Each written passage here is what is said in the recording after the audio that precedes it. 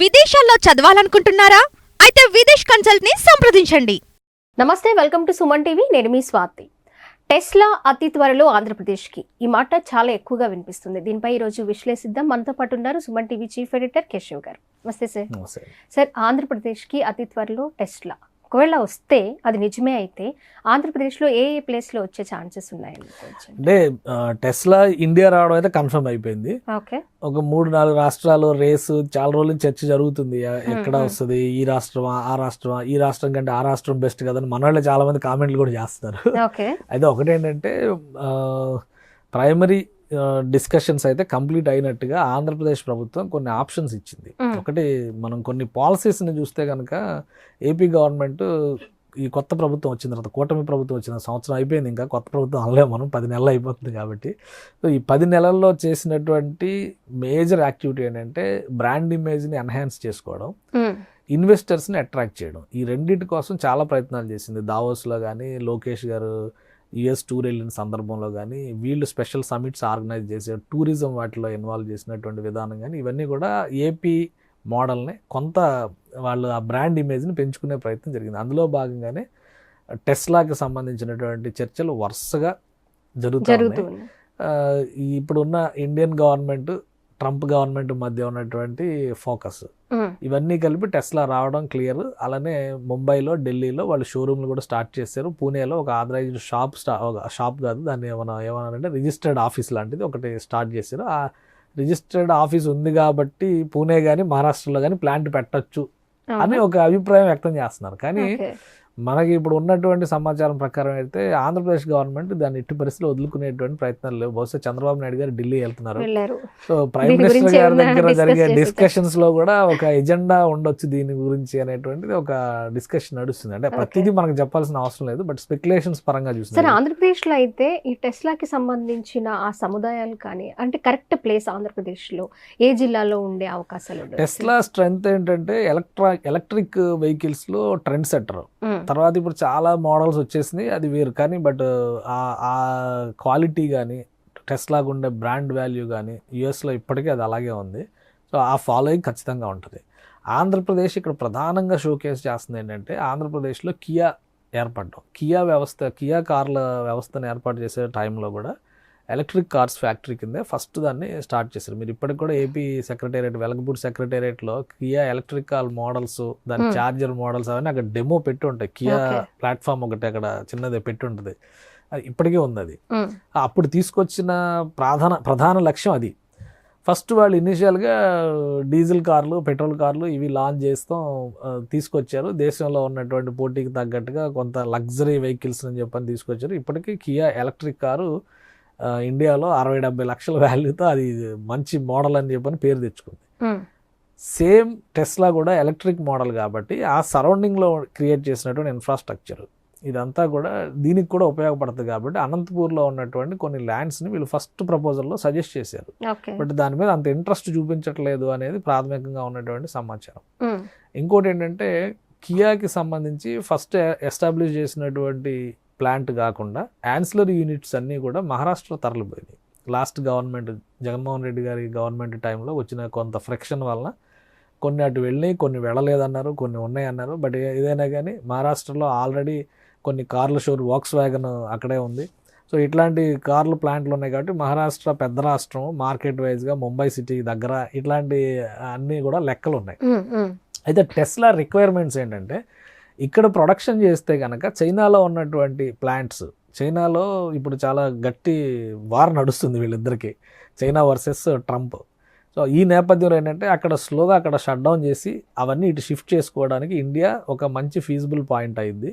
ఇంకోటి, ఇండియాలో east Coast side ఉంటే కనుక ఇప్పుడు ట్రాన్స్పోర్ట్ చేస్తున్నటువంటి ఎక్స్పోర్ట్స్ అన్నీ కూడా అక్కడ నుంచి చేస్తున్నాయి, చైనా నుంచి ఎక్స్పోర్ట్ అవుతున్నాయి అన్నీ కూడా ఆగ్నేయ ఆసియా దేశాలకి ఈజీగా పంపించవచ్చు అనేటువంటి ఆలోచన.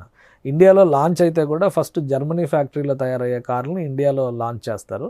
ఈలోపు ఇక్కడ ప్లాంట్ బిల్డింగ్ చేసేటువంటి అవకాశం ఉంటుందని మనకి వస్తున్నటువంటి సమాచారం. ఒకటి ఏంటంటే, ఫైనల్ ప్రపోజల్స్లో భాగంగా ఆంధ్రప్రదేశ్ ఉమ్మడి నెల్లూరు జిల్లా, ఉమ్మడి చిత్తూరు జిల్లా ఇప్పుడు అంటే తిరుపతి జిల్లా ఫామ్ అయింది కదా, తిరుపతి జిల్లా, నెల్లూరు జిల్లా ఇట్లా విడిపోయినాయి కదా. సో ఈ పరిసర ప్రాంతాల్లో ఒక 3 సెజ్లు ఉన్నాయి. ఒకటి శ్రీ సిటీ, ఇప్పుడు మోస్ట్ పాపులర్ సెజ్ అదే, ఉమ్, మోస్ట్ హ్యాపెనింగ్ సెజ్ అదే. దాదాపు 35 కంట్రీస్కి సంబంధించినటువంటి కంపెనీలు అక్కడ రన్ అవుతున్నాయి. Japanese Okay. ఇన్వెస్ట్మెంట్స్ చాలా పెద్ద ఎత్తున అందులోనే శ్రీ సిటీలోనే వాళ్ళు ఇన్వెస్ట్ చేశారు. శ్రీ సిటీ ఎక్స్పాన్షన్ కూడా ఫర్దర్గా ల్యాండ్స్ అలాట్ చేస్తామని చంద్రబాబు నాయుడు గారు మొన్న మాట ఇచ్చారు. ఉమ్, అది ఒకటి. రెండోది మేన్కూర్ సెజ్ అని చెప్పని నాయుడుపేట దగ్గరలో ఏర్పాటు చేసినది. నాయుడుపేట సెజ్ అంటారు, మేన్కూర్ సెజ్ అంటారు. సో అక్కడ కొన్ని కంపెనీలు రన్ అవుతున్నాయి. దాన్ని విస్తరించడానికి కూడా అవకాశాలు ఉన్నాయి. అంటే అక్కడ already lands, allotted lands, designated lands ఉన్నాయి అక్కడ. ఉమ్, అది ఒకటి. మూడవది క్రిస్ సిటీ అని మొన్న ప్రధానమంత్రి గారు జనవరి 8వ తారీఖున ఇక్కడికి వచ్చినప్పుడు వైజాగ్ నుంచి 2,08,000 కోట్ల రూపాయల ఇన్వెస్ట్మెంట్స్తో పనులను ప్రారంభించారు. అందులో శ్రీ సిటీ కూడా క్రిస్ సిటీ కూడా ఒక ప్రాజెక్ట్. క్రిస్ సిటీ అంటే కృష్ణపట్నం సిటీ. కృష్ణపట్నం పోర్టుకి దగ్గరగా అది పొడవుగా వచ్చేటువంటి ల్యాండ్స్కేప్, ఆ ల్యాండ్ మొత్తాన్ని కూడా క్రిస్ సిటీగా డిజిగ్నేట్ చేసి దాన్ని కూడా స్పెషల్ ఎకనామిక్ జోన్గా డెవలప్ చేస్తున్నారు. సో అదొక ఆప్షన్. ఈ 3 ఆప్షన్స్ని టెస్లా ముందర రాష్ట్ర ప్రభుత్వం ప్రపోజల్ పెట్టింది. ఉమ్, ఈ మూడిట్లో ఎక్కడో దగ్గర సెలెక్ట్ చేసుకునే అవకాశం ఉంది. మూడింటికి ఉండే ఫీజిబిలిటీ ఏంటంటే పోర్టులు, ఎయిర్పోర్ట్లు, ఇవి రెండు కూడా దగ్గరలో ఉన్నాయి. ఓకే. ఇటు తిరుపతి ఎయిర్పోర్టు దగ్గర అవుతుంది, అటు నుంచి చూస్తే చెన్నై ఇంటర్నేషనల్ ఎయిర్పోర్టు దగ్గర అవుతుంది, 100-120 కిలోమీటర్ల లోపే వస్తుంది. కృష్ణపట్నం పోర్టు దగ్గర వస్తుంది, చెన్నై పోర్టులు దగ్గరకు వస్తాయి. ఇప్పుడు అక్కడ మళ్ళీ రామాయపట్నం పోర్టు కూడా దగ్గర అవుతుంది. సో ఎక్స్పోర్ట్కి చాలా ఈజీ ఉంటుంది. రైల్వే కనెక్టివిటీ కూడా దానికి, రైల్ కనెక్టివిటీ కూడా, రైల్వే ట్రాక్స్ కనెక్టివిటీ కూడా ఆ ఏరియాకి బాగా ఉంది.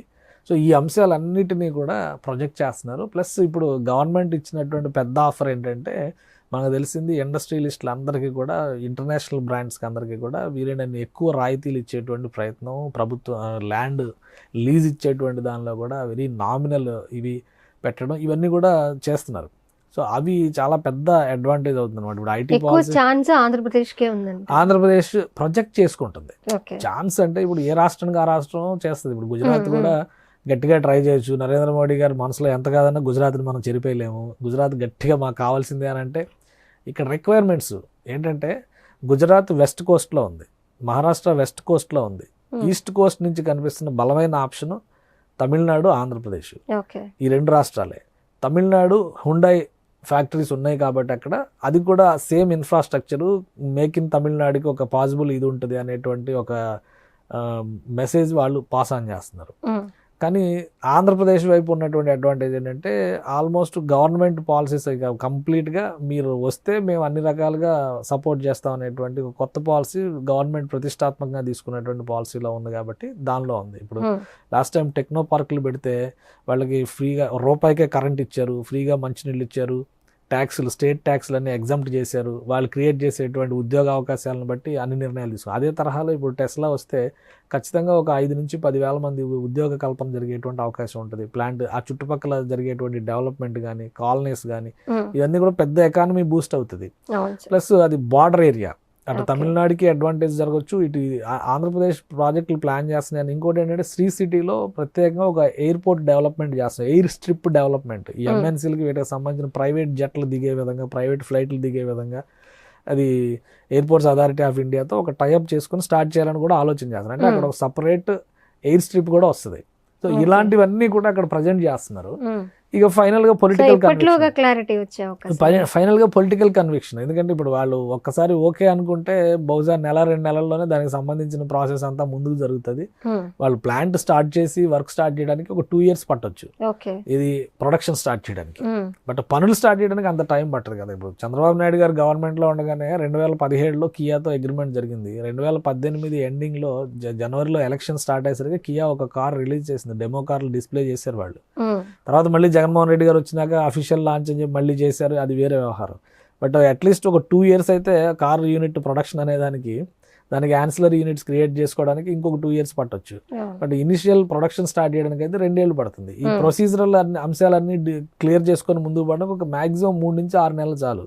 ఒకసారి ఓకే గో హెడ్ అనుకుంటే కనుక అక్కడ ఎలాన్ మస్క్ కూడా చాలా దూకుడు మీద ఉన్నారు. వీలైనంత తొందరగా ఇండియాలో వాళ్ళకి 4 ఏళ్లే కదా ట్రంప్ గవర్నమెంట్ ఉండేది, 4 ఏళ్లే కదా. ఈ జనవరి నుంచి 3 నెలలు అయిపోయింది.